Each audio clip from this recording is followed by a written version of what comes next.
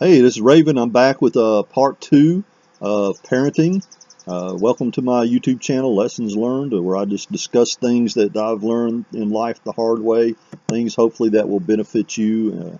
You probably got some things you could share too. I encourage you to do that. I mean, I blog, I do this YouTube channel, I do lots of different things, but I think knowledge not taught is knowledge lost is one of my philosophies.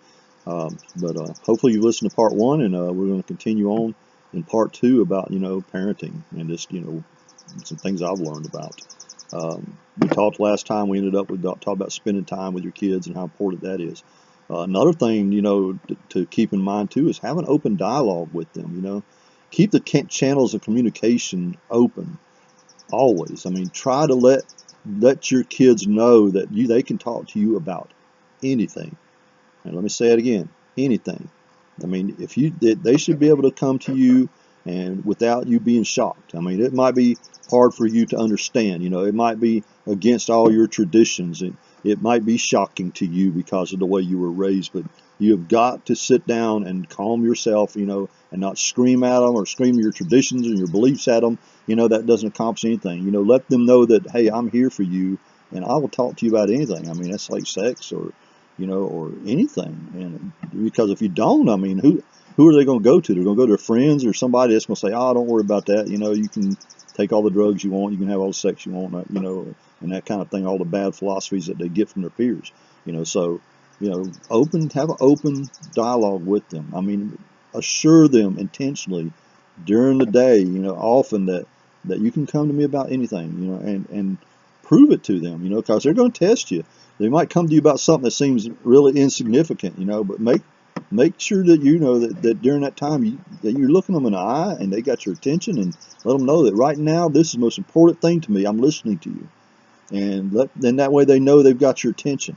They might test you a little bit on it, with some things that aren't quite so shocking, and hopefully they won't do anything that's real bad that they have to share with you. But wouldn't it be best if they're able to come to you and you're able to correct that situation rather than find out from the cops or counselor at school, teacher at school, or some parent, of something that they did, something that maybe you could have done something about if you would have caught it early on. Think about it. Another thing is too, don't allow disrespect.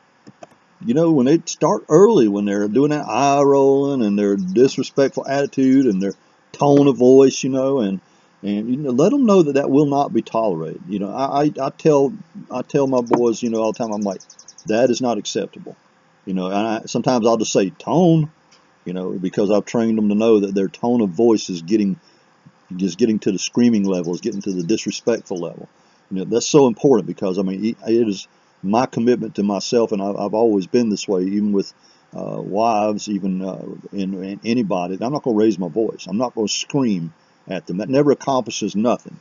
That scares people. That doesn't accomplish anything. It makes them scream back at you, and then it becomes a screaming match and accomplishes nothing. But you've got to start early on. You've got to let them know, wait a minute, what's that all about? What's that eye rolling about? Wait a minute, that's a little disrespectful the way you said that. Let's try, can you word that a little bit better? Let them know the tone of their voice, the volume of their voice. If they want to walk, don't allow them to walk out on something. Say, no, wait a minute, we're not done. Sit down here. And make them, they might turn their face away from you. You might have to tell them sometime, look at me. But do it respectfully, though. It's not about control and about power and that you're in control or anything. It's teaching them attitudes of how they need to respect other human beings too. They need to do this not just because you're their parent, but they need to also do it just because you're another human being. You're teaching them life lessons. See, that's what's important as a parent. Think about that someday they're going to be on their own. What kind of adult do you want them to be? Everything should be geared toward that. The way that everything that you teach them, the attitudes you have, the behavior you model before them, all that is an influence on them. That small children, I mean, whatever you are screaming at them and telling them about themselves, that becomes their inner voice later on. I mean, don't never tell a child they're stupid or whatever, because every child is different. I've got one son that's like academically everything comes easy to him, straight A's. He's getting in early college and all this stuff. My other one, he has to work hard for what he does, but he's got a good work ethic. He stays with it.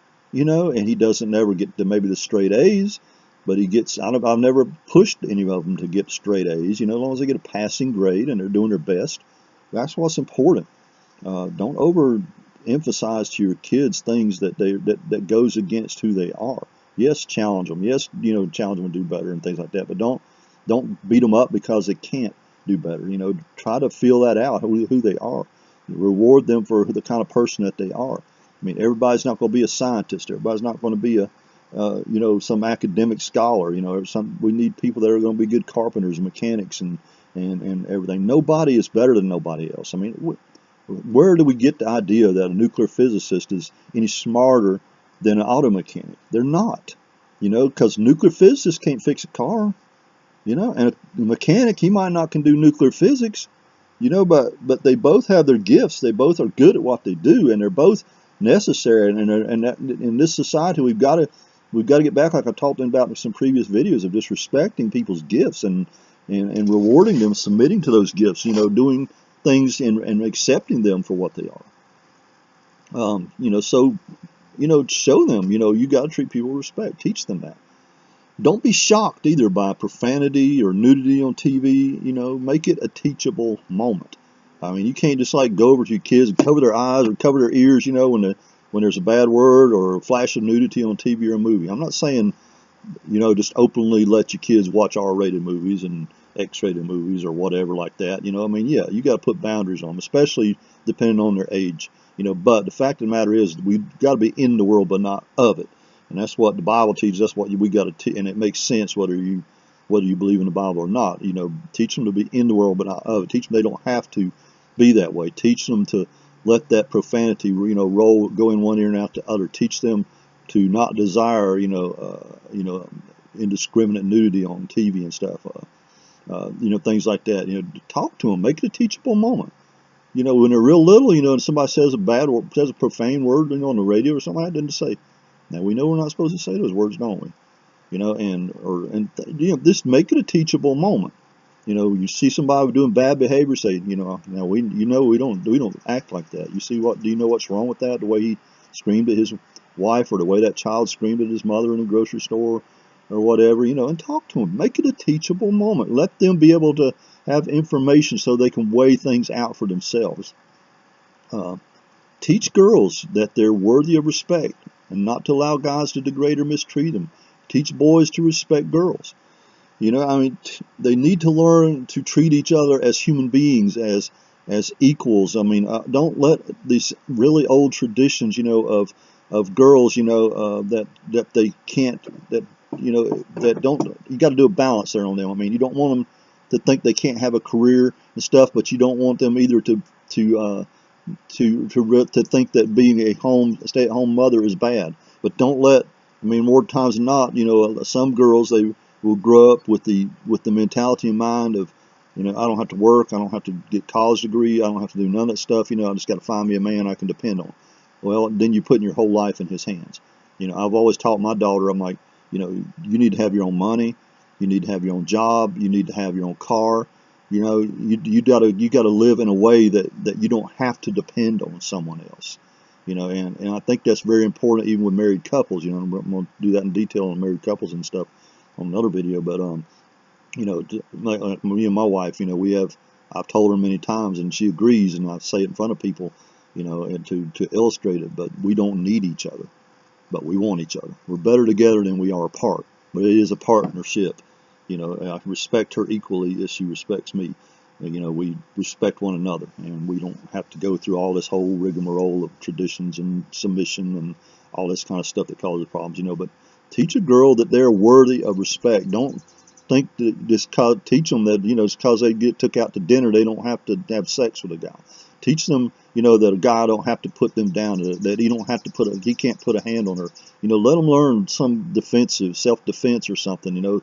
Teach them to stand up for themselves, not to be, you know, evil or mean or nothing like that, but stand up for themselves, to recognize where the lines are and to stand by it and make the guy live up to that. Same with guys. So important to teach guys that girls are not sex objects, that that's not what they're for. That teach them that they can have friends that are the opposite sex, that they don't have to be dating. They don't have to think sexually about them, that they can have friends that are girls, they can have friends that are guys, without being romantically involved with those girls. That way they learn to respect them equally as human beings. And the other stuff, it comes naturally as far as dating and all that kind of thing. It'll come along. you know Talk with your kids about sex by the time they're 8 years old. It sounds kind of crazy, don't it? But I did. I mean, and most of the time the reaction was, "Dad, that's pretty gross." But it's important that you get that foundation in their head, though, so that they understand and hear it from you first. Otherwise the media is going to tell them all wrong. Movies are going to tell them all wrong. Some kid in the locker room, whatever, is going to tell them all wrong. Teach them your values and the values that are best for society and for them, and then they will know. It will become something of importance. They will have heard it from you first. Model the right behavior before them. You're teaching them by the way you live. I mean, if you're a husband, and you're screaming at your wife and stuff like that, or you're like, not listening to her, you're modeling that before your kids. You might be saying treat a woman with respect, and then you're not doing it yourself.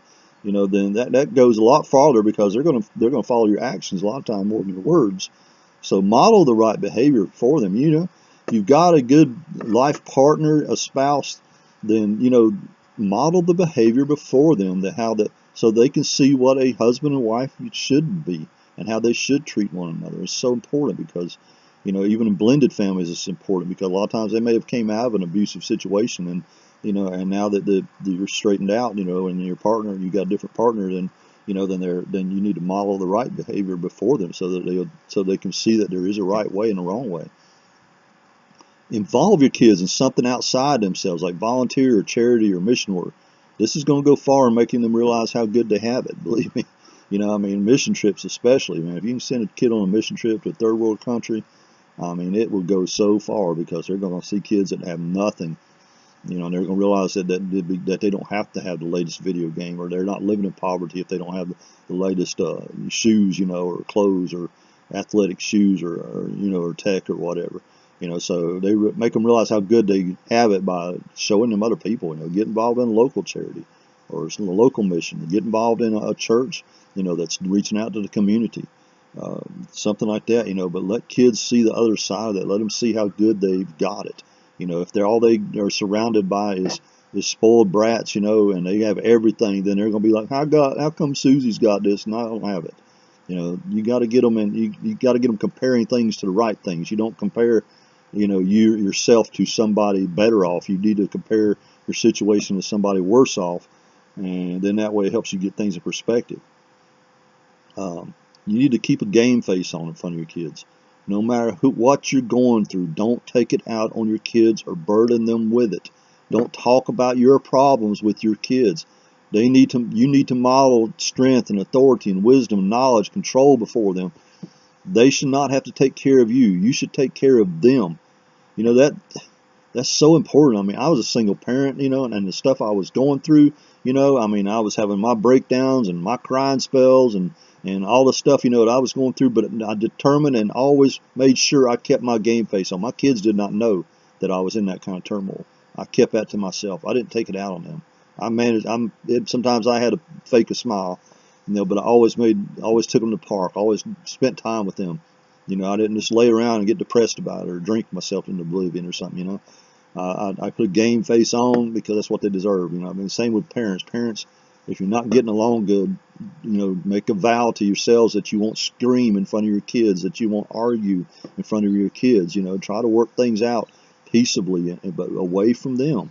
But keep it away from the kids. They should not have to be burdened with it. It's their kids. Make their lives as good as possible, because once they grow up and they become adults, and they're going to face all the junk that you're facing and stuff, and you want them to have the tools to be able, to handle that situations. You don't want to have to put them in a situation where they don't know what to do, because you've never modeled it before them, because you've burdened them with a problem. I've seen parents literally talk to their teenagers, and what do you think I ought to do? What do you think I ought to do?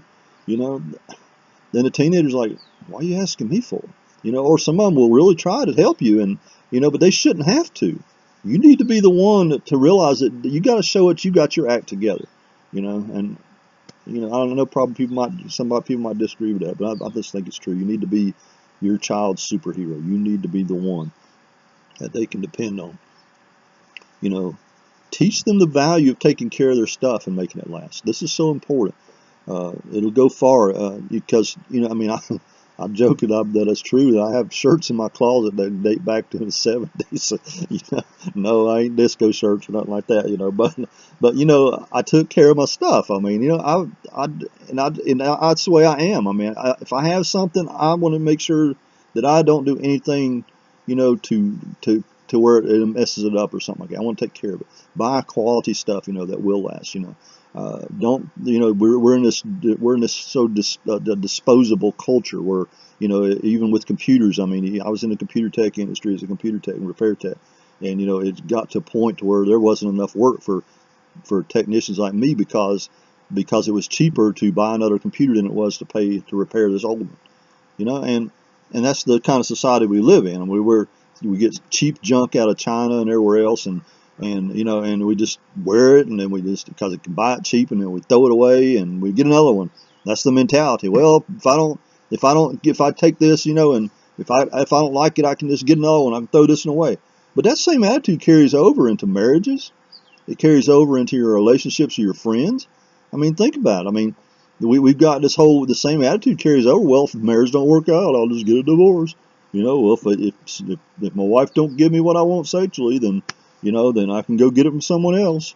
You know, and the whole attitude carries over into that. It's a throwaway culture. It's a disposable culture. You know, and we got to start kids early on, making them realize that that's not the way it should be. I mean, I've never even let my kids throw down trash in the theater. That's the truth. I mean, unless they just accidentally spilled, you know, and it's too big of a mess to clean up, you know. But I'm just saying. But I've made a point for them to take their trash and throw it in the trash cans on the way out. That teaches them respect. I don't let them throw things down when we're in the woods. I hate going. I love the outdoors, and I hate going to a spot, you know, that's beautiful and people trash up beer cans or something. I'm like, they carry the beer cans in full where they were heavier, but they can't carry them out when they're lighter and empty. It makes no sense to me. It's just disrespect. You know, that somebody else will take care of it. Somebody else will take care of it.